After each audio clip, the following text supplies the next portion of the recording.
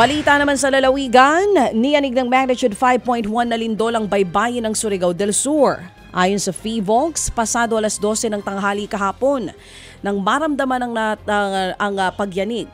Naitala po ang epicenter ng lindol 65 kilometro northeast ng Hinatuan.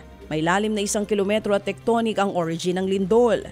Sinabi rin ng ahensya na nagmula ang naturang pagyanig matapos tumama ang magnitude 7.4 na lindol sa probinsya noong December 2023. Nagbabala ang PHIVOLCS na posibleng masundan ng aftershock ang nangyaring lindol.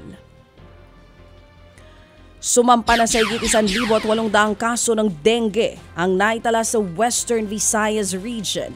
Ayon sa Health Department, galing po ang pagsipang ito ng kaso sa mga probinsya ng Aklan, Antique, Capiz, Iloilo at sa Guimaras. Mataas yan ng 5% kumpara sa kaparehong datos na umabot sa 1,700 at 42 talang kaso. Ayon sa DOH, galing ang datos na yan ngayong unang quarter ng taong 2024. Nananatili lamang na sa 3 pa rin ang naitalang patay sa rehiyon. Nagkagulo mga empleyado ng isang mall matapos tangayin ang kanilang panindang cellphone sa San Carlos Negros Occidental. Ayon sa pulisya, pinasok ng mga magnanakaw ang 9 na pwesto noong Biyernes Santo. Posibleng dumaan ang mga kawatan sa air dock ng Kisame. Kabilang sa nasimot ng grupo ng magnanakaw ang 18 cellphone at 33,000 pesos cash.